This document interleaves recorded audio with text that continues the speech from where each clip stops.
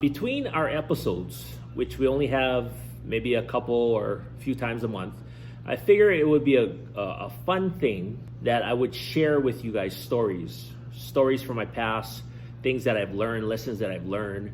Because as you know, the show stands for Storytellers, Hustlers, and Outcasts.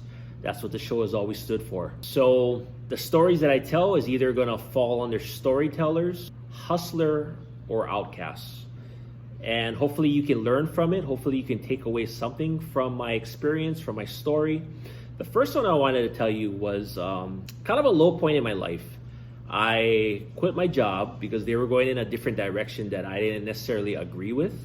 I still had my business, but it wasn't financially stable. So in a sense, I wasn't financially doing the greatest. Went through a breakup, was forced to move in with my dad and my brother. They lived in a studio apartment with one bedroom. It was basically a studio. My brother was sleeping inside the room because he had already moved in before I did. And me and my dad was outside in the living room. My dad slept on a couch. I slept on a mattress on the ground. And I had about a few things that I brought in that could actually fit into the apartment. I had a shelving unit with my fitness equipment because I work full-time as a personal trainer. I had a mattress that I slept on the ground, just a mattress, no frame. And the third thing I had was a Rubbermaid shelving unit. Not a dresser, not a drawer. I would have 3 pull-out containers. Was made by Rubbermaid. And that's where I would put my clothes and everything. Every night, as much as I love my dad, I didn't love his snoring, but as much as I love my dad, it was just so cramped up. If you can imagine 3 guys in an apartment, a studio, I should say, it was just cramped up. I just wanted to get out there so bad. So every night I was unhappy. Every night I couldn't go to sleep with my dad snoring. And I would just lie in that mattress. I would look up in the ceiling and I would say, I gotta get the hell out of here. And I was so determined. You know, it's funny when you put your mind to something, it's funny what your mind can actually do. And I was so determined to get the hell out of there. I really was. Every day, every night, I was unhappy.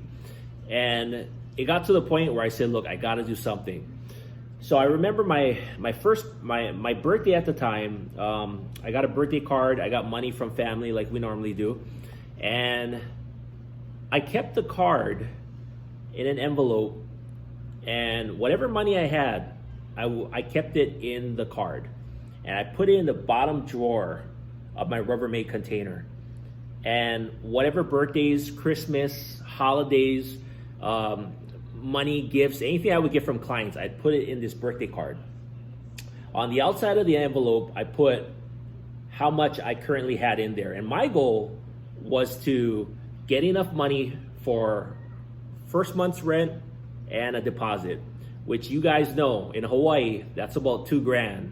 I knew I had to come out with a deposit and I had to come up with 1 month's rent. So as the weeks and the months went on, I saved up all my money and I just kept putting it. Every time I would cross out whatever I had total left, and now I had $800. Now I had $900. And this added up over time until I finally had enough money to get first month's rent and a deposit to move into my own apartment. And then it finally happened. And it was just every night, just checking inside that drawer, just looking at the envelope, just counting the money over and over. That's how I would keep myself inspired and motivated and hyped up. I would look at the envelope, look at the money, and just constantly count it. And eventually over time, I was able to move out on my own, get my own apartment, and as I said earlier, get the hell out of there. If you are really desperate enough, if you are really motivated enough, and you really want to do something, you can make anything work. During your most lowest points in life, I don't care if you went through a breakup, I don't care if you went through a divorce, I don't care if you lost your job. There's ways that we can bounce back, but we gotta really want it bad enough. If you save up, and you have it where you can see it. I had this card right next to me every time I went to sleep at night. I always had this reminder. You know, if you want to lose weight, you can put up a dress somewhere, hang it up. Have that reminder to constantly push you to know what your goal is. Do you want to buy a house? What do you want to do, right? have that reminder, put it on the wall, put it somewhere where you can see it. And I promise you, it will push you.